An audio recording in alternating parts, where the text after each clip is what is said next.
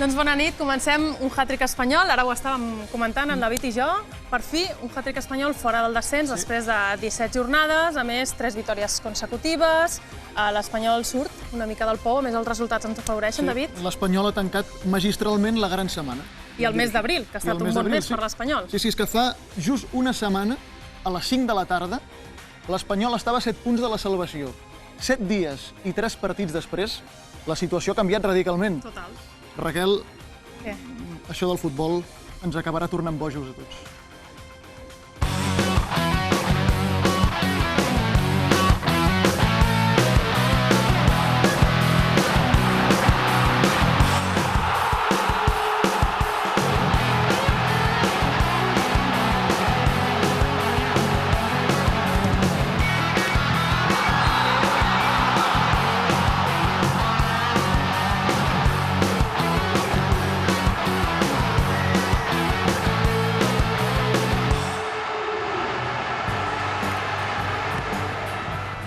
Es fa la llum amb aquest home avui convidat al hat-trick espanyol, amb Luis García. Bona nit, Luis. Hola, buenas noches. Ja veieu aquesta llum al final del túnel, allà al final està la salvació. I avui trauré ara d'aquí un regalet molt especial per nosaltres, perquè no l'hem fet avui, aquest Luis García 50 gols, perquè el que has marcat avui és el 50è gol que fas amb la samarreta de l'Espanyol. El teníem preparat des del mes d'octubre, quan vas fer aquell gol amb el Real Madrid. Per tant, és un honor per nosaltres poder-te regalar avui aquest pitet, perquè quan li comences a donar les primeres farinetes a l'Hugo i a les papilles, doncs que estigui ben protegit amb aquest pitet. I atenció, perquè explicaré una altra intimitat, Aquest pitet avui està aquí, però aquest pitet ha viatjat per tot Espanya. El portaven els reporters, la Imma Casares, l'Oriol Vidal, el portaven arreu, allà on jugàveu, esperant el gol que marquessis. Seguro, ¿no? Seguro. La verdad que se ha hecho esperar mucho. Era un gol necesario, pero necesario para todos, ¿no? Yo creo que mis compañeros, mi familia, mi mujer, todos esperaban mucho ese gol, ¿no? Un gol que se ha hecho esperar porque muchas veces cuanto más quieres, menos salen las cosas y bueno, por suerte ha servido para abrir la lata de un partido muy importante. Molt bé, doncs vinga, comencem a repassar aquest partit. El que ha donat de si aquest partit, on l'Espanyol buscava arrodonir el que era la seva gran setmana, i la veritat és que ho ha aconseguit en un partit, diria jo, dels més plàcids que recordo de l'Espanyol aquesta temporada. Tot i la situació que ocupa l'Espanyol, era un partit difícil, evidentment, però el Betis avui no ha fet un bon partit a l'Estadi Olímpic, en part perquè l'Espanyol li ha posat les coses molt difícils i perquè ha sortit a jugar molt seriós, com ve sent habitual en ell aquestes darreres setmanes. Ho ha intentat primer amb aquest xut des del cercle central d'Iván de la Peña, no ha sorprès a Ricardo, però finalment ha arribat el gol al minut 3. Ho acaba de dir Luis García, era el gol que obria la llauna, sempre és important marcar aviat, i el gol ha arribat al minut 3, la celebració ho diu tot, de la Peña l'aixeca, aquesta pilota és d'or, però la resolució també és magnífica, aguanta la sortida de Ricardo i li col·loca magistral. Era el gol de Luis García, el gol 50. Després insistirem en el significat d'aquest gol, perquè no volem deixar d'explicar-ho. I l'afició contenta i l'Espanyol que continuava jugant a futbol amb aquesta centrada de Nene. El cop de cap de Temudo per sobre el travesser. Avui també hauria pogut arribar el gol de Temudo.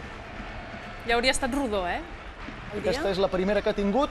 Bona pilota de la Peña per la pujada de Sergio Sánchez. Era una pilota franca, però el cop de cap de Sergio Sánchez ha anat fora quan intentava cedir-la a algú que estava al punt de penal. Mira com ho viu la gent de totes les edats, dones, homes, nenes, tothom ho viu, i aquesta jugada també magistral de David García cap a Luis García i el xut des de la frontal per sobre el travesser.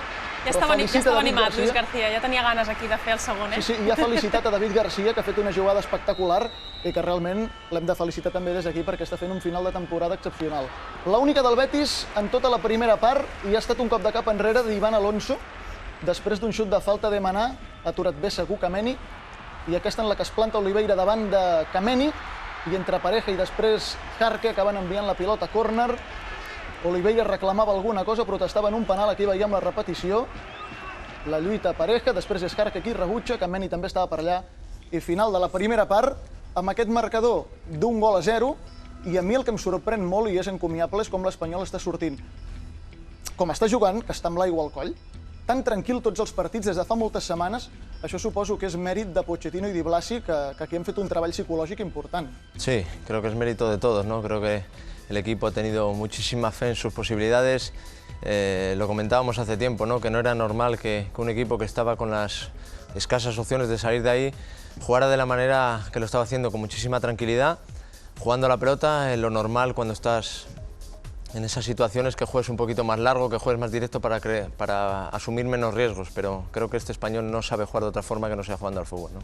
La notícia avui no era només aquesta victòria, sinó també aquest gol 50, no pel fet que fos el número rodó, el 50, sinó perquè representava recuperar l'olfacte de gol d'un home molt important per l'Espanyol. Tornem a veure una altra vegada aquest gol i veure aquesta celebració tan peculiar que ha fet avui Luis García. Aquesta era la jugada amb la gran passada que naixia d'Ivan Alonso amb De la Peña i amb Luis García.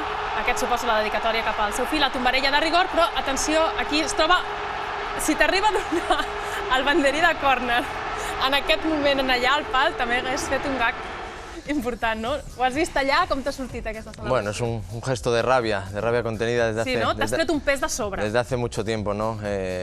Son necesarios los goles de todos los jugadores. Lo que pasa es que, bueno, cuando a un futbolista que lleva una serie de temporadas marcando 10 o más goles se le cierra la portería, como se suele decir, pues cuando no haces gol te cuesta y no te salen las cosas como tú quisieras, ¿no? Pero bueno, estoy convencido de que van a volver los goles, como me dijo un entrenador de pequeñito, el que los hace los va a hacer siempre, y estoy convencido de que van a venir muchos más.